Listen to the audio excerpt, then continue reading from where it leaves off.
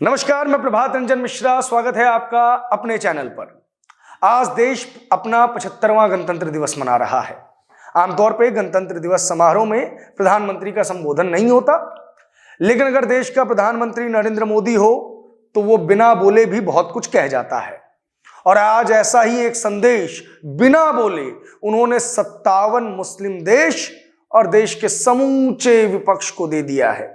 असदुद्दीन ओवैसी भी सोच रहे होंगे कि जब बोलते हैं तब तो बयानबाजियां देना समझ में आता है, जवाब देना समझ में आता है, बिना बोले हुए कैसे जवाब दें। अभी आपने देखा होगा कि 22 जनवरी को देश में एक भव्य उत्सव हुआ, धार्मिक उत्सव हुआ, राम मंदिर का निर्माण हुआ। उसके बाद 26 जनवरी को देश अपने गणतंत्र को सेलिब्रेट कर रहा है, गणतंत्र दिवस को सेलिब्रेट कर रहा है। ये राष्ट्रीय पर्व है जो हर कोई मनाता है, और इस राष्ट्रीय पर्व पर मोदी ने एक मास्टर स्ट्रोक खेल दिया। मसलन जिन 57 इस्लामिक देशों को राम मंदिर बनने से दिक्कत हो रही थी, उनके मुंह पर बिना बोले एक जोरदार चमाटा जड़ दिया गया है।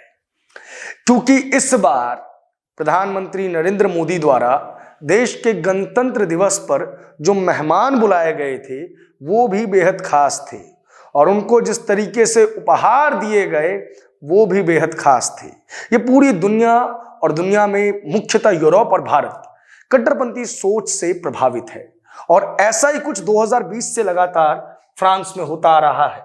आपने ये खबरें जरूर देखी होंगी। फ्रांस में किस तरीके से प्रोटेस्ट हो रहे हैं, क्यों, क्या कहानी है और कैसे ये भारत से रिलेट करता है, ये समझ लीजिए कि 2020 से फ्रांस के अंदर मुस्लिम कट्टरपंथी वहां के राष्ट्रपति इमैनुअल मैक्रोन के खिलाफ झंडा उठाए हुए हैं, और तमाम मुस्लिम देश भी उनके खिलाफ है। अब गणतंत्र दिवस पर हमने उन्हीं को चीफ गेस्ट इनवाइट कर लिया।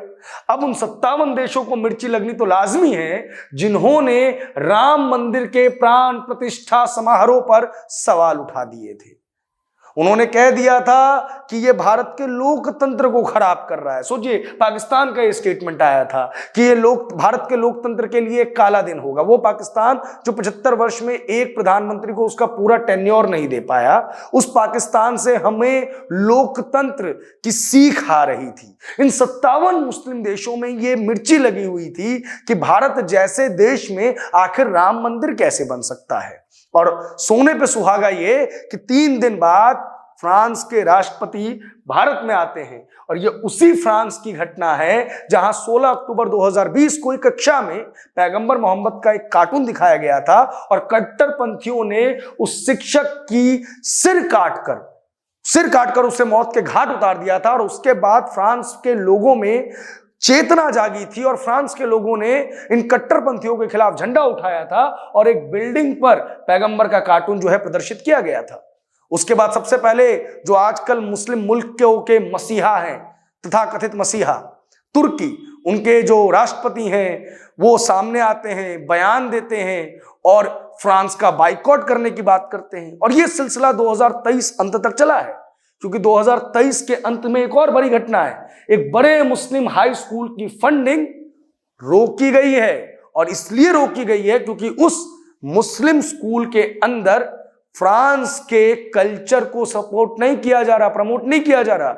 वहां पे वही कट्टरपंथी सोच पढ़ाई जा रही है, इसलिए वहां पे इस चीज को रोक दिया गया। तो फिर जो ये ह्यूमन राइट्स वाले थे, ये 57 मुल्क थे, वो उसके सामने खड़े हो गए। और उसके ठीक बाद नरेंद्र मोदी द्वारा भारत देश द्वारा गणतंत्र दिवस के कार्यक्रम पर ना केवल इमैनुअल मैक्रोन को मुख्य अतिथि के रूप में बुलाया गया, बल्कि उनको यह भी दिखा दिया गया। यह राम मंदिर की झांकी है। उत्तर प्रदेश का जो झांकी निकली थी उसमें इस चीज को प्रदर्शित किया गया। और तो और नरेंद्र मोदी ने कल जब जयपुर में फ्रांस के राष्ट्रपति के साथ रोड शो किया, तो उन्हें उपहार के रूप में वही राम मंदिर दिया जिस राम मंदिर को देखकर ये ओआईसी समूह, ओवैसी समूह बिलबिला रहे थे।